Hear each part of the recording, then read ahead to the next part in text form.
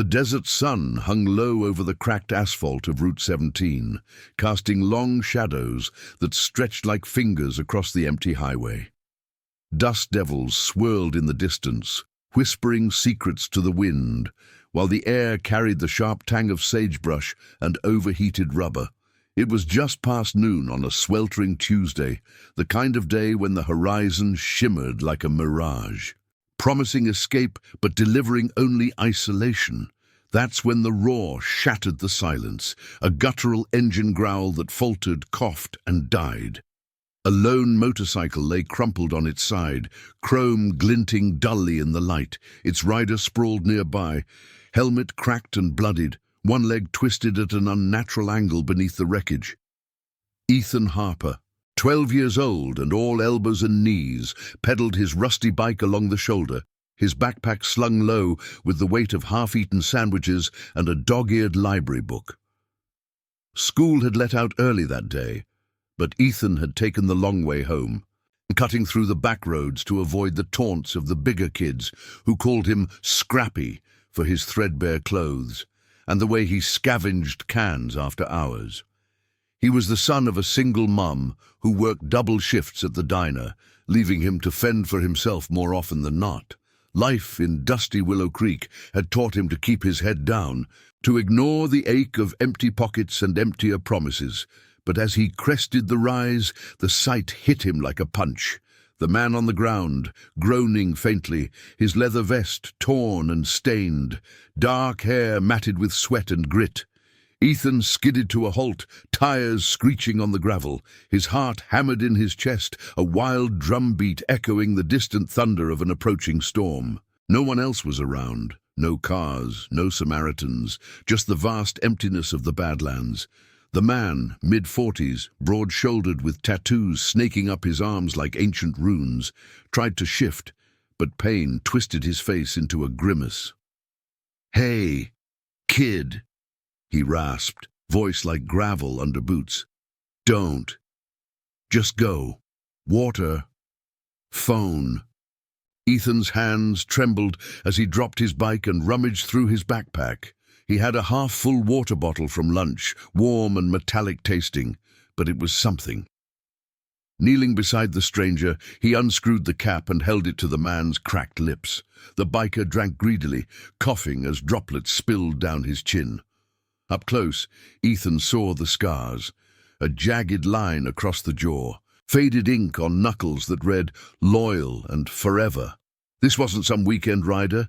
This was a man who lived on the edge, the kind whose world Ethan had only glimpsed in faded posters on the diner's walls, outlaws with hearts of iron.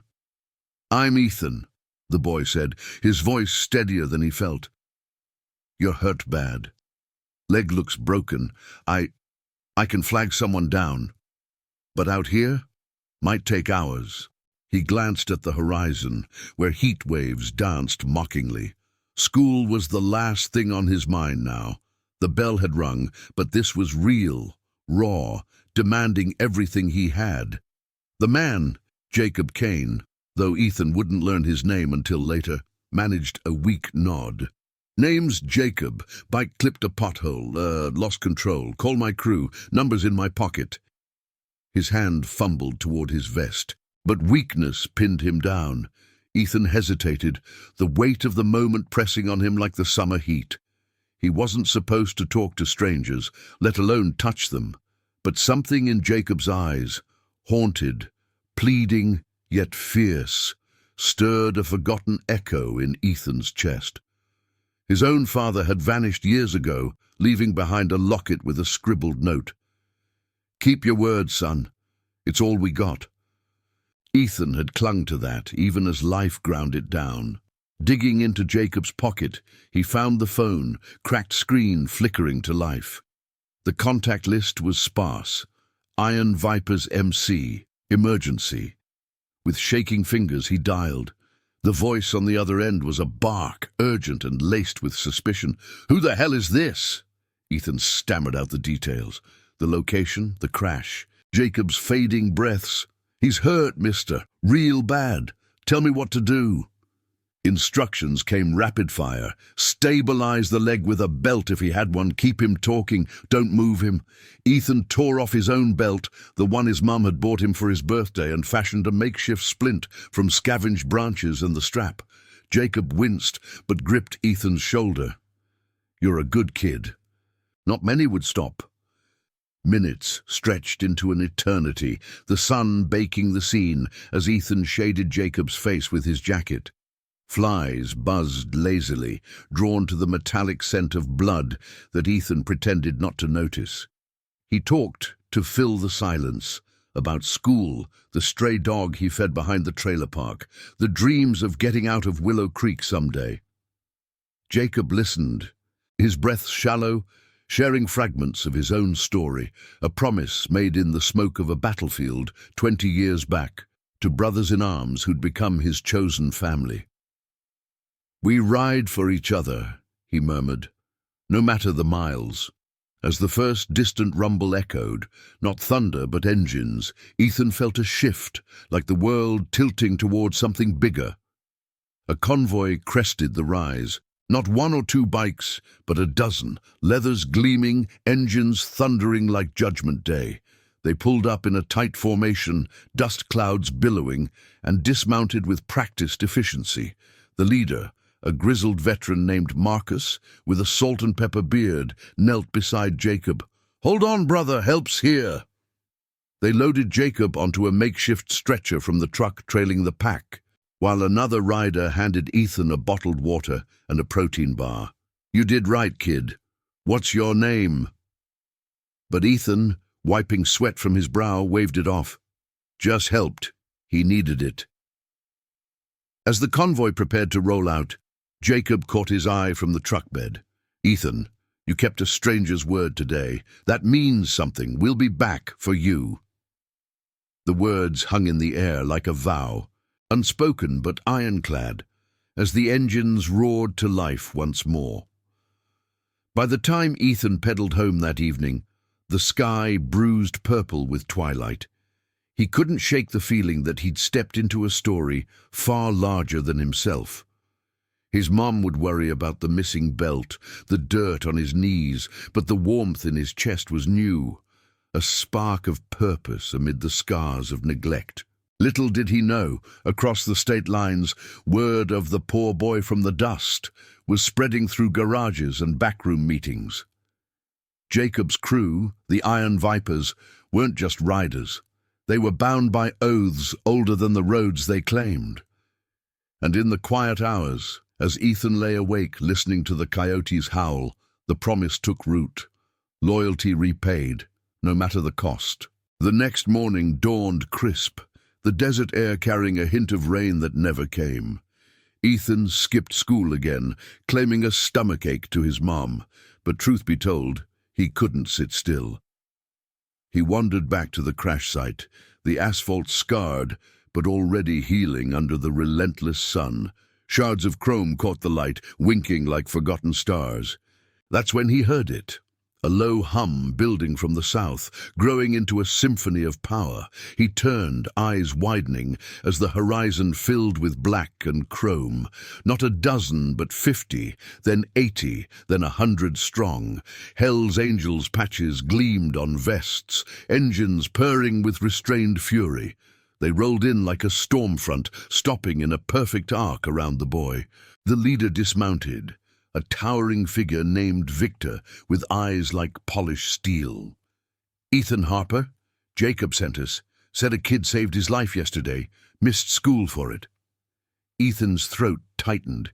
He nodded, the weight of their gaze both intimidating and strangely comforting. Victor knelt to his level, voice steady as an oath. "We don't forget debts. Your mom's working herself ragged, from what Jacob heard. Trailer payment due? School supplies short? We're here to make it right." As the riders fanned out, some unloading crates of groceries, others handing over envelopes thick with cash, Ethan realized this wasn't charity. It was honor, repaid in full. The air thrummed with the scent of exhaust and brotherhood, a family forged in fire now extending its circle. Jacob, bandaged but unbowed, rode up in a sidecar, grinning through the pain. "Told you we'd come back, kid. That's the promise." In that moment, amid the roar and the dust, Ethan felt the scars of his past begin to fade, not erased, but honored. The Vipers weren't just angels of the road, they were guardians of the forgotten, riding for the lost causes that the world overlooked. And as the convoy prepared to depart, leaving behind a transformed life, Ethan knew one act of quiet courage had summoned a legion. The road ahead stretched wide, full of shadows and light, but now he wouldn't walk it alone. The engines idled like a chorus of restrained beasts, their low rumble vibrating through the parched earth of Willow Creek, sending faint tremors up Ethan's legs. Dust settled slowly around the 100 riders, their silhouettes cutting sharp against the morning sky, a sea of black leather and polished chrome that transformed the empty roadside into a makeshift gathering of legends. The air was thick with the scent of warm metal and faint exhaust, mingling with the earthy promise of distant rain. Ethan stood frozen, his backpack forgotten at his feet. As Victor's words echoed in his ears, debts repaid, honor in action. It wasn't pity in the biker's eyes, it was recognition, the kind that bound strangers into something unbreakable. Jacob eased himself from the sidecar, his leg braced with a proper splint now, courtesy of the mobile medic who'd ridden with the convoy. He moved with a limp but carried himself tall, the pain a mere shadow to the fire in his gaze. "Kid," he said, clapping a hand on Ethan's shoulder, the grip firm yet gentle, like an anchor in a storm. "You didn't just stop yesterday. You held the line when no one else would. That's the code we live by. The Iron Vipers, the Angels, all of us. One for all." His voice carried over the hum, drawing nods from the riders fanning out around them. Some unloaded boxes from the trucks at the rear, fresh produce spilling over with colors that Ethan's trailer kitchen hadn't seen in months, school bags stuffed with books and supplies, even a sturdy new bike propped against a saddlebag, its frame gleaming like a vow fulfilled. Ethan's mom, Clara, arrived then, her diner uniform dusted with flour and worry lines, etched deeper from the frantic call Victor had placed en route. She'd been flipping eggs when the phone rang, a gravelly voice explaining the impossible. Her boy, a hero to men who'd stared down worse than Badlands crashes. She pulled up in their rattling old sedan, tires crunching gravel, and stepped out with wide eyes, taking in the spectacle. "Ethan? What in the world?" Her voice trailed off as a group of riders approached, helmets tucked under arms, faces weathered by roads and regrets. One, a woman named Riley with silver streaks in her braid and a patch reading "Enforcer," handed Clara an envelope. "For the rent, the bills, no strings, Jacob says it's owed." Clara's hands shook as she accepted it, peeking inside to see crisp bills that could cover months of scraping by. Tears welled, but she blinked them back, pulling Ethan close. "You skipped school for this?" There was no anger, only a fierce pride that mirrored the biker's own. Ethan nodded, mumbling about the crash, the water bottle, the call. Jacob watched, his expression softening. "Mom, your boy's got the heart of a rider. Reminds me of promises I made long ago, back when the world tried to break us all." As the morning unfolded, the convoy didn't just deliver aid, they wove into the fabric of Willow Creek like threads in a forgotten tapestry. Riders split off in pairs, heading to the local garage where Ethan's uncle fixed cars on weekends, sharing tools and stories of runs across state lines. Others stopped at the school, speaking with the principal, a stern woman named Ms. Harlan, about the taunts Ethan endured, not with threats, but with quiet insistence on a safer ground for kids like him. "We've seen enough shadows in our time," Victor told her, his voice low and steady. "Let the light in for once." By noon, word spread through the town like wildfire. The boy who'd missed class for a stranger now had guardians on 2 wheels, their presence a shield against the cynicism that choked small places. But beneath the camaraderie, shadows lingered. Ethan overheard snippets as he helped unload crates. Jacob speaking in hushed tones to Victor about the crash. Wasn't just a pothole, felt like sabotage. That stretch of Route 17, rumors of crews shaking down Independence. Victor's jaw tightened, his eyes scanning the horizon as if expecting trouble. The Iron Vipers and the Angels weren't strangers. Alliances forged in smoky bars and midnight rides bound them, but old rivalries simmered.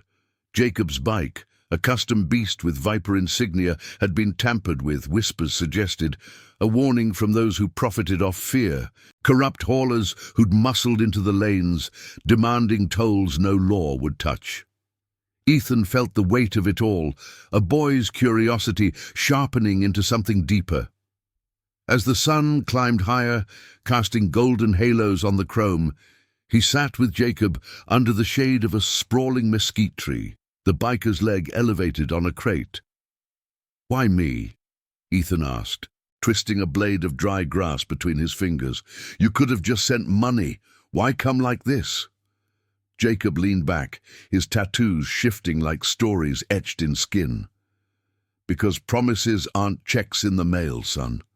20 years ago, in a dust-choked valley far from here, I lost brothers to a betrayal.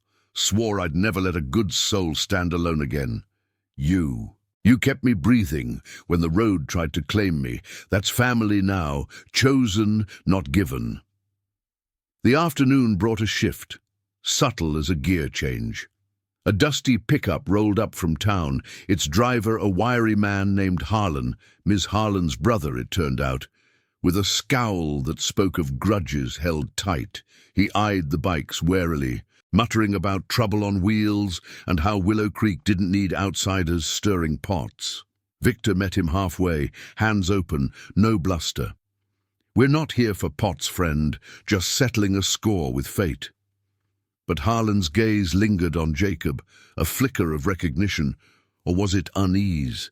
Passing, unspoken, Ethan caught it, the air thickening like before a sandstorm.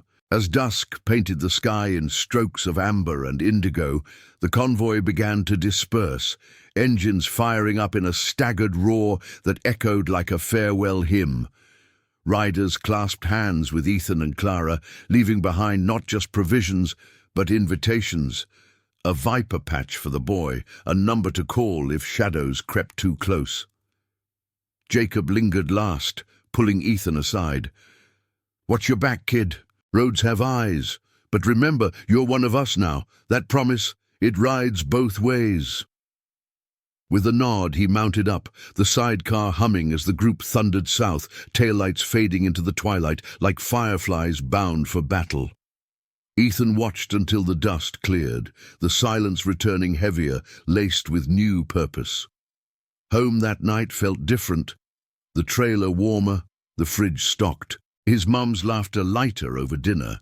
But sleep evaded him, the howl of coyotes mingling with memories of chrome and oaths. Unbeknownst to the boy, across the Badlands, Victor rallied the chapters, whispers of tampered brakes, a network of fear preying on the vulnerable. The Angels' arrival wasn't the end, it was the spark. Loyalty demanded more than aid, it called for justice, the kind that mended broken roads and honored forgotten words. And in Willow Creek, a quiet storm was brewing, one act rippling into a tide that no corruption could withstand. The moon hung like a silver medallion over Willow Creek that night, its pale light filtering through the thin curtains of Ethan's trailer, casting elongated shadows that danced with the flicker of a single bulb. The air inside was thick with the aroma of canned soup reheated on the stove. A luxury now, with the fresh provisions stacked in the cupboards, but Ethan's mind wandered far from the warmth of the meal. He lay on his bunk, staring at the ceiling cracks that mapped out like old road veins, replaying the day's thunder, the arrival of the riders, their hands rough yet kind, the weight of Jacob's words settling like dust on his soul. Sleep came in fits, broken by the distant wail of a train cutting through the Badlands, a reminder that the world kept moving, even when promises pulled you still. By dawn, the sky blushed pink against the jagged horizon, and Ethan rose early, slipping out before his mum stirred. The new bike from the Vipers waited by the door, its tires firm under his grip, a far cry from the rusty relic he'd pedalled before. He rode toward the edge of town, where Route 17 met the scrubland, drawn by an itch he couldn't name. Curiosity, perhaps, or the pull of that unspoken vow. The crash site was quiet now, the asphalt patched hastily by county crews overnight, but Ethan spotted anomalies, faint skid marks veering unnaturally, a glint of wire half buried in the gravel that hadn't been there yesterday. He knelt, heart quickening, and pocketed the fragment, its edges sharp against his palm, like a secret too heavy to hold. Word of the bikers had rippled through Willow Creek like a stone in a still pond, stirring undercurrents long buried. At the diner where Clara worked the breakfast shift, whispers buzzed over plates of hash browns and weak coffee. Old-timers at the counter eyed the door warily, muttering about those angels bringing trouble, while younger folks marveled at the boy's luck. But beneath the awe lay tension, a fracture in the town's fragile peace. Harlan, the wiry pickup driver from the day before, held sway in the backroom dealings, a middleman for haulers who skirted the edges of the law, collecting fees from independents too scared to report. Route 17 wasn't just a road, it was a vein, pumping goods and grudges, and Jacob's crash smelled of interference to those who knew the signs. Ethan pedalled into town, the wind whipping his hair as he headed to the garage where his uncle, Samuel, tinkered with engines under a sagging awning. Samuel was a quiet man, broad like Jacob, but softened by years of bending to the town's whims, his hands stained with grease from fixing rigs for Harlan's crew. "Heard about your visitors, nephew," Samuel said, wiping his brow with a rag as Ethan leaned his bike against a stack of tires. The garage smelled of oil and solder, fans whirring lazily against the rising heat. "Fancy folk on wheels. But watch it. Harlan's been pacing like a coyote since yesterday. Says they're stirring up what don't need stirring." Ethan shared the wire fragment, holding it out like evidence in a trial he didn't understand. Samuel's eyes narrowed, turning it over in calloused fingers. "This ain't from no pothole. Looks like brake line. Sabotage clean and mean. Jacob's crew must suspect it too." He glanced toward the road where a lone truck rumbled past, its driver tipping a nod that felt more like a warning. "Harlan's boys run that stretch, squeeze riders for protection money, threaten worse if you don't pay. Jacob? He's no independent. Viper's got reach. This could be a message." As the morning wore on, Ethan helped Samuel sort tools, the clink of metal a rhythmic counterpoint to their talk. Stories unfolded like faded photographs. Samuel's own youth, riding with a small club before life tethered him to Willow Creek, a promise to his sister, Clara's mom, to stay put and provide. "Loyalty's a chain, kid," he said, his voice low as he torqued a bolt. "Breaks easy if you pull too hard." Ethan nodded, feeling the echo of his father's locket against his chest, hidden under his shirt. The day dragged with purpose, but by midday, a shadow fell across the garage bay. Harlan pulled up in his dusty pickup, engine idling rough, his scowl deepening as he spotted Ethan. He was flanked by two others, rough types in flannel shirts, faces etched with the hardness of unpaid debts. "Boy," Harlan barked, stepping out with a clipboard clutched like a shield. "Heard you been poking around the crash site. Town don't need kids playing detective." His eyes flicked to Samuel, a silent challenge hanging in the air. Ethan stood his ground, the wire burning in his pocket, but Samuel stepped forward, calm as cooling metal. "Just helping out, Harlan. No harm in that." The confrontation simmered, words sharp but restrained. Harlan probing for weaknesses, questions about the bikers' plans, veiled threats about debts the family owes. Ethan felt the coil of fear tighten, but it twisted into resolve, Jacob's gaze flashing in his mind. "They came for me," he said quietly, meeting Harlan's stare. "Because I helped, that's all." Harlan laughed, a dry rasp, but retreated with a parting shot. "Roads change, kid. Tell your angel friends to ride careful." As the truck peeled away, kicking up gravel like spite, Samuel exhaled. "Storm's coming. You lit the match." Word reached Victor by afternoon, a burner phone buzzing in Ethan's hand, the number left by the Vipers. The leader's voice crackled through, steady as a heartbeat. "Hold tight, Ethan. Jacob's healing, but we're digging. That wire, send it our way. Allies are mobilizing, more chapters, more eyes." Ethan described Harlan's visit, the undercurrent of control that choked Willow Creek. Victor paused, the line humming with unspoken strategy. "This ain't random. Promises like ours, they draw lines in the sand. Stay sharp. We're riding back soon." Clara picked Ethan up from the garage that evening, her shift ending early for once, the envelope from the riders allowing a breath of ease.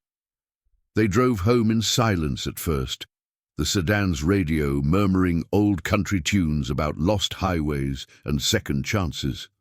"Proud of you," she said finally, squeezing his hand at a stoplight, "but scared too. This world's got teeth."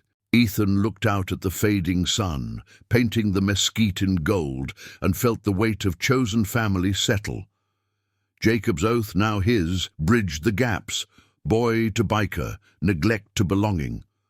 Night fell heavy, stars pricking the velvet sky as Ethan sat on the trailer's steps, the new bike beside him like a sentinel. Coyotes yipped in the distance, a chorus to the brewing unrest. Harlan's shadow loomed larger, a symptom of corruption that preyed on the vulnerable, demanding tribute from those who just wanted to pass through. But the Vipers and Angels weren't built for yielding. Their bonds, forged in trials deeper than desert sands, promised retribution, not vengeance, but justice, the kind that mended what was torn. Ethan clutched the locket, whispering to the wind, "Keep your word." In Willow Creek, the road ahead forked, one path to silence, the other to thunder. And as engines hummed faintly on the horizon, he knew which way the promise led. The first light of dawn crept over Willow Creek like a hesitant intruder, painting the trailer park in muted greys and golds, the air crisp with the faint chill that lingered before the desert heat claimed the day. Ethan stirred under his thin blanket, the locket's chain cool against his skin, a talisman against the uncertainties swirling in his dreams. The wire fragment from the crash site weighed heavy in his pocket, a jagged reminder that yesterday's aid had unearthed something darker than gratitude. Outside, the new bike stood sentinel, its chrome catching the sun's tentative rays, while the distant hum of early rigs on Route 17 echoed like a warning pulse. Clara was already up, the clatter of pots in the kitchen a familiar rhythm, but laced now with a newfound steadiness.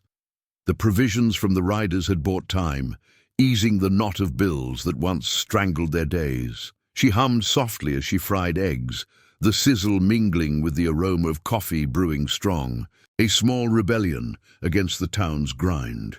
Ethan joined her, sliding into a chair at the scarred formica table, his eyes shadowed from a restless night. "Mom, about Harlan yesterday. Uncle Sam thinks it's connected to Jacob's crash. Like someone cut the brakes on purpose." The words hung between them, heavy as the steam rising from her mug. Clara paused, spatula mid-air, her face tightening with the lines of a mother who'd shielded too many storms. "Ethan, those men, the Vipers, the Angels, they're good to us, but this town's got its own rules. Harlan's not just some driver. He's got fingers in everything from the haulers to the county office. If it's sabotage, stirring that pot could drag us under."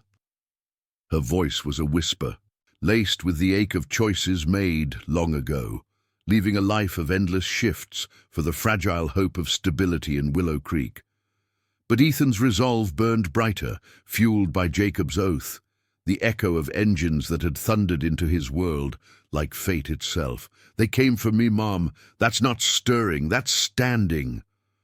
The morning unfolded with deceptive calm. Ethan rode to school on the Viper bike, its tires humming smoothly over the potholed streets, a far cry from the wobbles of his old ride. Classrooms buzzed with whispers about the biker invasion, kids stealing glances at him with a mix of envy and awe, the taunts from before silenced by the shadow of chrome guardians. Ms. Harlan, the principal, pulled him aside during recess, her office smelling of chalk dust and stale air, her expression a mask of stern concern. Ethan, skipping school for strangers? And now this, spectacle. We value responsibility here, not recklessness. But her eyes darted to the window, where the road stretched empty, and Ethan caught the flicker, fear perhaps of the leverage the riders held. By lunch the itch returned, and pulling him toward the edge of the schoolyard where scrub met asphalt.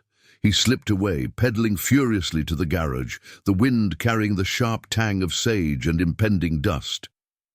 Samuel was under a raised truck, tools scattered like fallen stars, sweat beading on his forehead despite the fan's lazy whirl. "Nephew," he grunted, emerging grease-streaked. "Harlan's been on the radio all morning. Words out about that wire. He's calling it kid's imagination, but his boys are circling. Trucks idling near the diner. Eyes on your mom." Samuel's hands clenched, the scars from old wrenches telling tales of suppressed fire, a man bound by promises to kin that kept him leashed. Ethan's pulse quickened, the garage's dim light casting long shadows that mirrored the growing dread. "What do we do?" Victor said to hold tight. Samuel straightened, wiping his hands on a rag that smelled of oil and regret. "We wait, but smart. I've got a contact, old riding buddy from before I settled, runs with the neutral crew, knows the hauler's routes. If it's Harlan's outfit tampering, it'll show in the logs, unmarked shipments, payoffs disguised as tolls."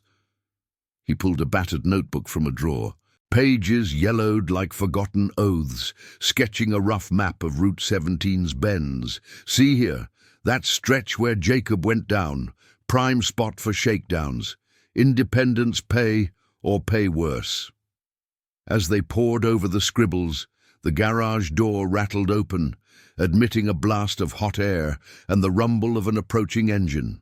It wasn't Harlan this time, but a sleek black cruiser pulling up solo, its rider dismounting with the grace of a shadow.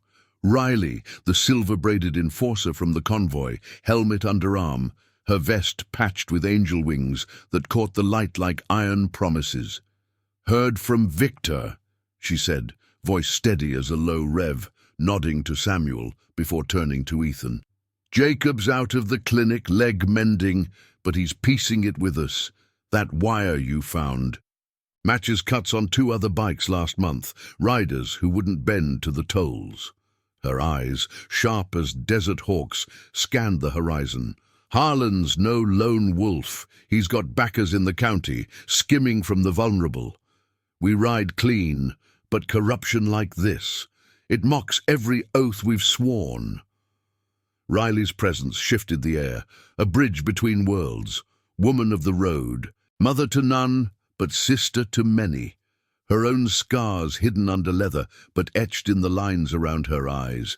She shared fragments over lukewarm sodas from the garage fridge, tales of a promise made in a rain-soaked rally years back to protect the lost lanes from those who twisted them for gain. "We don't start fires, kid," she said, kneeling to Ethan's level, her braids swinging like a pendulum. "But we don't let them burn unchecked. Victor's calling chapters, more than 100 now, from the Badlands to the coast. Not for war, but witness. Truth's our weapon."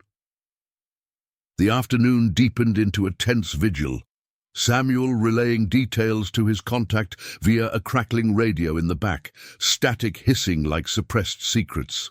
Ethan felt the coil tighten, dilemma gnawing at his conscience, the boy's code clashing with the town's underbelly. Help the riders expose the sabotage, and Harlan's grudge could shatter their fragile peace. Stay silent, and the promise to Jacob curdled into betrayal. As the sun dipped, casting the garage in amber glows, a call came through on Riley's phone. Victor's voice, urgent but measured. "Sabotage confirmed. Harlan's crew hit 3 more last night. Warnings to independence. We're rolling at dusk. Ethan, you and yours stay clear. But know this, your stand lit the path. Loyalty like yours? It redeems us all. Riley mounted up as shadows lengthened, engine purring to life with a throaty promise. Tell Clara we're watching. Family chosen rides eternal. She vanished down the road, tail light a fading ember, leaving Ethan and Samuel in the cooling dusk. The boy clutched the locket, its inscription a quiet mantra against the rising storm. Harlan's corruption wasn't just greed, it was a betrayal of the open road, preying on those who sought only passage. But the vipers and angels embodied the counter, justice poetic, born of scars and sworn words, mending what greed tore asunder. Night cloaked Willow Creek as Ethan pedaled home, stars emerging like distant allies, the air alive with the whisper of wind through mesquite. Clara waited on the steps, worry etching her features, but pride flickering in her eyes as he recounted the day. Dinner was simple, fresh bread from the rider's bounty, stories shared in the lamplight. But the undercurrent thrummed, engines gathering beyond the horizon, a legion summoned by one boy's courage. Harlan's web trembled, exposed by threads of honor that no shadow could sever. In the quiet, Ethan sensed the climax building, not with fists, but with the unyielding power of truth unveiled, promises fulfilled under the vast, indifferent sky. If you're feeling the pull of this story, the thunder of loyalty cutting through the dust, hit that like button below. Your support keeps these tales riding strong. The velvet shroud of night deepened over Willow Creek. Stars scattered like scattered oaths across the endless black, while the desert wind carried a low, insistent murmur, the prelude to thunder that wasn't born of clouds. Ethan lay awake in the trailer's narrow bunk, the locket's edges pressing into his palm as he turned it over, its faint engraving a lifeline in the dark. The day's revelations clung to him like dust on leather. Riley's sharp gaze, Samuel's sketched map, Victor's voice crackling with resolve. Harlan's shadow loomed larger now. Not just a local bully, but a cog in a machine that ground down the vulnerable, twisting the open road into a toll of fear. Engines had been gathering, Victor had said. Chapters converging from shadowed garages and forgotten outposts. Not for blood, but for the light of exposure. Ethan felt the pull, a boy's heart entangled in men's vows, the weight of chosen family pressing him toward a dawn that promised reckoning. Clara stirred in the next room, her breathing uneven, the day's ease from the rider's gifts warring with the fresh spectre of danger. She'd insisted on locking the doors early, drawing the curtains tight against prying eyes. But Willow Creek's nights held no true barriers. Whispers traveled on the breeze, and Harlan's reach extended like roots through cracked soil. Ethan slipped from bed, padding silently to the window, peering through a slit in the fabric. The trailer park lay still, sodium lamps casting orange pools on the gravel. But in the distance, along Route 17's curve, faint headlights flickered like signals in code. His pulse quickened. Were they scouts, or the vanguard of something unbreakable? Morning broke with a deceptive hush, the sun rising like a judge's gavel, gilding the mesquite and turning the Badlands into a canvas of stark contrasts. Ethan joined Clara at breakfast. The table laden with oatmeal simmered from the fresh oats, simple fare, but sustenance born of loyalty's yield. "Stay close today," she said, her voice threaded with steel, eyes scanning him as if memorizing his features against loss. School, then straight home. No garage, no roads.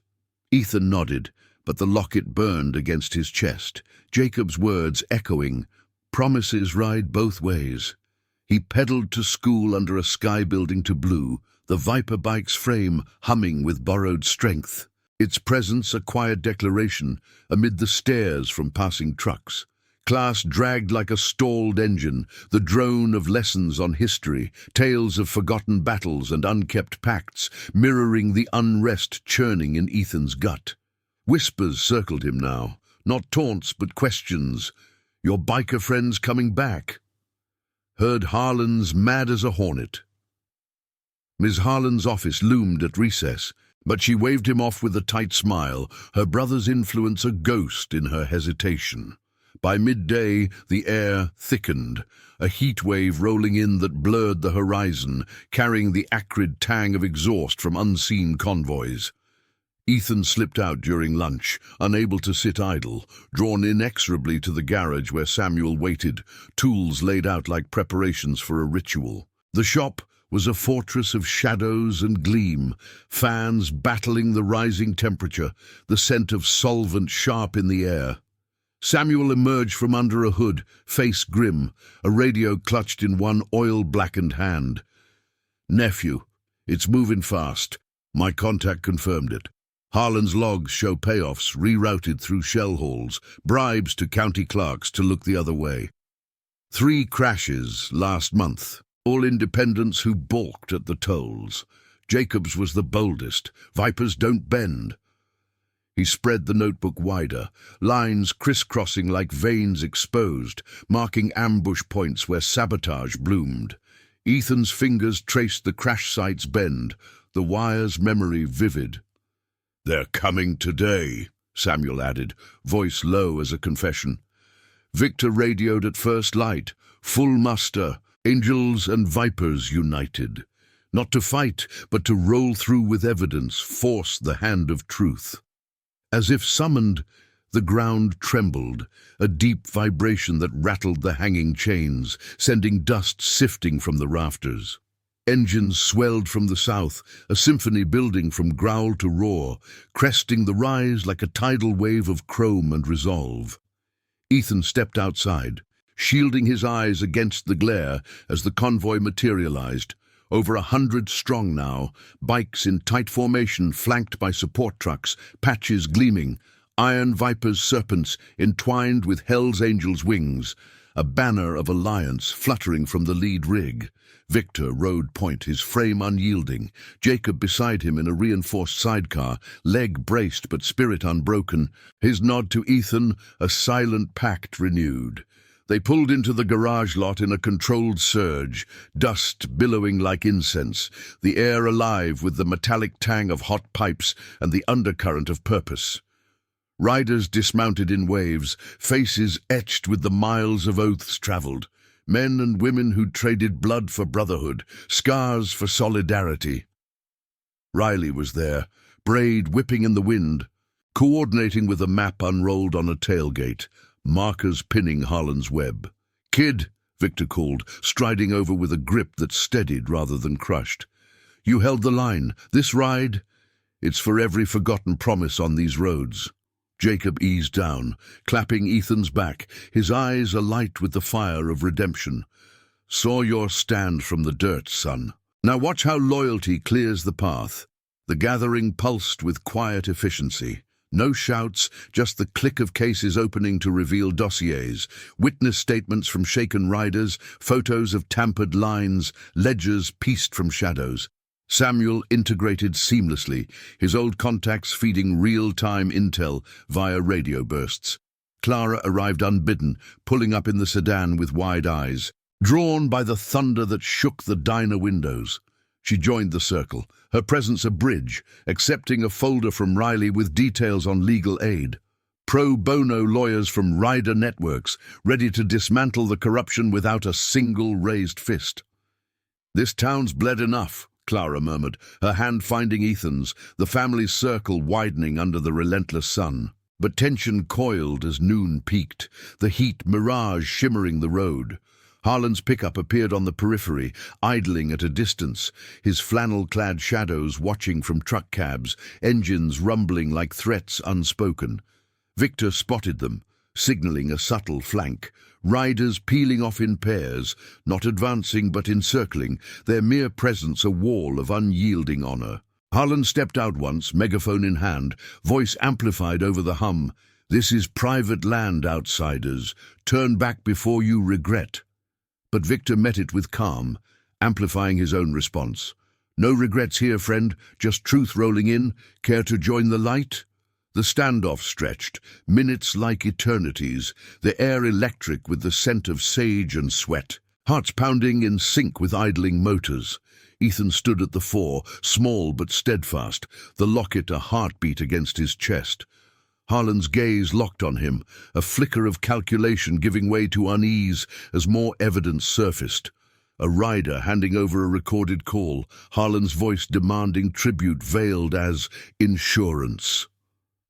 The web unraveled in whispers, corruption's threads snapping under the weight of collective witness. No blows fell, justice unfolded poetic, the power of sworn words exposing the rot, redeeming the road for those who'd paid its tolls in silence. As the sun arced westward, Harlan retreated, truck peeling away with a spray of gravel, his empire's facade cracking under the convoy's unblinking gaze. Cheers rose muted. A rumble of relief, riders clasping forearms in victory, born of integrity. Jacob pulled Ethan close, voice rough with emotion. "You sparked this kid. Promises like yours? They heal what time scars." The convoy lingered, sharing water and stories under the cooling shade, forging bonds that spanned boy to brotherhood, neglect to nurture. Dusk crept in, painting the sky in hues of resolve. As the engines prepared to stir once more, Victor mapped the next leg to the county seat, dossiers in tow, alliances with clean officials already whispering support. Ethan watched, the horizon calling, knowing this chapter's close was but a breath before the final ride. Harlan's flight was no end. It was the spark for deeper justice, loyalty's thunder echoing into the night, mending the fractures of a world too quick to forget its own. The engines thrummed like a heartbeat in the gathering dusk, their low growl vibrating through the gravel of the garage lot, where the air hung heavy with the scent of cooling metal and sun-baked earth. Shadows lengthened across Willow Creek, stretching the silhouettes of the 100-plus riders into a formidable tapestry, their leathers whispering as they moved with purposeful grace. Ethan stood at the edge of the circle, the locket warm against his skin, watching Victor fold the map with a nod that sealed fates without fanfare. The dossiers, stacks of paper bound by rubber bands, heavy with testimonies and timestamps, were secured in the lead truck, a beacon of truth amid the chrome sea. Jacob, propped against his sidecar, caught Ethan's eye, a faint smile cracking the lines of his weathered face. "This ride, kid. It's the promise closing the loop. No more shadows on the road." Clara lingered nearby, her arm linked with Samuel's, the family's quiet strength, a counterpoint to the convoy's might. She'd seen enough of Willow Creek's underbelly to know Harlan's retreat was temporary, a fox slipping into burrows before the hounds bayed.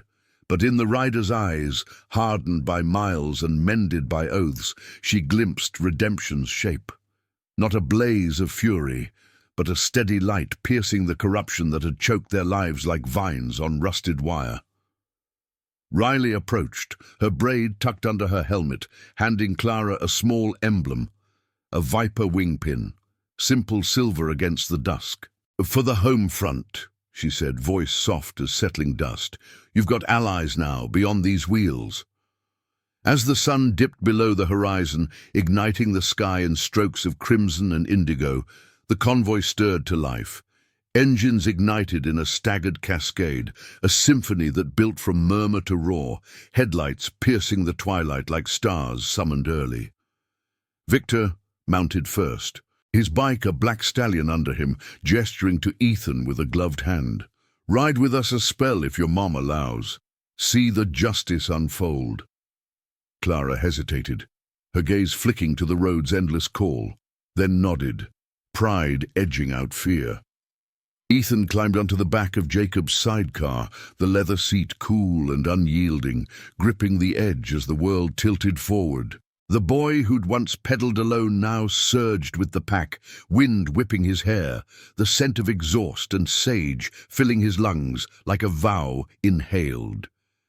They rolled out in formation, a river of light and thunder carving through Willow Creek's veins, past the diner where patrons spilled onto the porch, murmuring in awe, and the schoolyard where empty swings swayed like silent witnesses. Route 17 unfolded before them, its cracked asphalt no longer a trap but a path reclaimed, the Badlands whispering approval in gusts that tugged at jackets. Harlan's trucks were ghosts now, scattered or silenced, their drivers melting into the night as the convoy's presence alone unraveled the web. Radios crackled with updates, alliances with county sheriffs untainted by bribes, lawyers mobilizing under rider networks, evidence flooding lines that had long ignored the cries of independence. Miles blurred into a rhythmic trance, the stars wheeling overhead as if bearing witness to the unfolding. Ethan felt the pulse of it all. Jacob's steady breaths beside him, the collective hum of engines like a chorus of redeemed souls. Stories filtered through helmet comms, tales of brothers lost to similar sabotages, promises sworn in foxholes and foggy dawns, the chosen family that mended what war and greed tore asunder. "This ain't about one crash," Jacob murmured over the wind, his voice cutting clear. "It's for every kid like you, every mom scraping by, every road twisted by hands that forgot honor." Ethan nodded. The locket's way to anchor, his own scars, from absent fathers and empty trailers, fading into the larger tapestry of loyalty's weave. The county seat loomed after an hour's ride, its low buildings huddled under sodium glow, the courthouse a squat sentinel against the night. The convoy pulled into the square in a controlled arc, engines cutting to a respectful idle, the sudden silence amplifying the crunch of boots on pavement. Officials emerged, clean badges, no shadows in their eyes, greeted by Victor with handshakes firm as oaths. Dossiers exchanged hands under the portico lights, Harlan's name surfacing in indictments drafted swift as justice, delayed too long. No raids, no clashes, just the inexorable tide of truth. Witnesses stepping forward from the riders' ranks, voices steady as they recounted tolls paid in fear, brakes severed in malice. Harlan arrived later, summoned by the night's inexorable pull, his pickup flanked by fewer shadows now, bravado cracked like dry clay. He faced Victor across the square, the air thick with the residue of exhaust and reckoning, his clipboard traded for folded arms. "You think papers end this?" he snarled, but the words fell flat, echoes of a man cornered by his own greed. Victor stepped forward, unhelmeted, eyes like forged steel. "Papers start it, Harlan. The roads were meant for passage, not prisons. Your tolls end tonight, by law, by light." Behind them, Ethan watched from the sidecar, Jacob's hand on his shoulder. As sheriffs cuffed Harlan without spectacle, the click of metal a punctuation to corruption's fall. No violence marred the scene. Justice bloomed poetic, the power of collective honor exposing the rot, redeeming the lanes for all who sought them.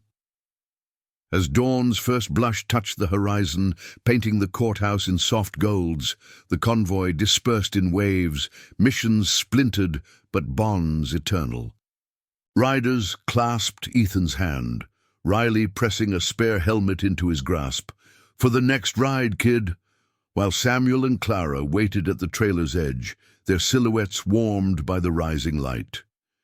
Jacob dismounted last, pulling Ethan into a brief, fierce hug, the scent of leather and resolve clinging like a benediction. "You kept the word when it mattered, son.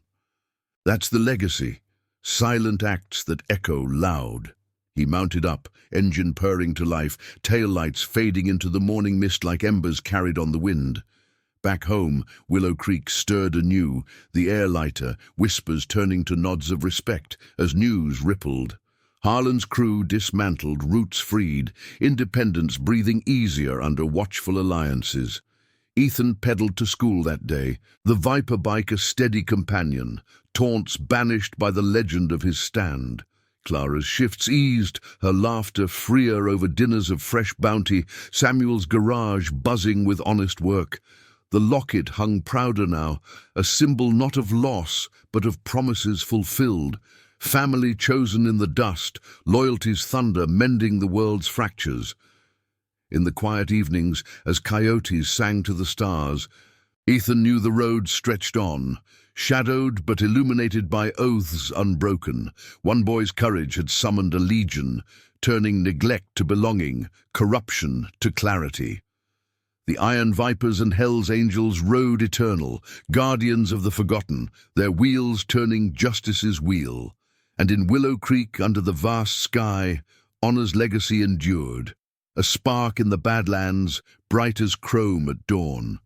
If this tale of quiet courage and unbreakable bonds touched your road, drop a like and subscribe for more stories of redemption on the horizon. Your journey with us keeps the engines running.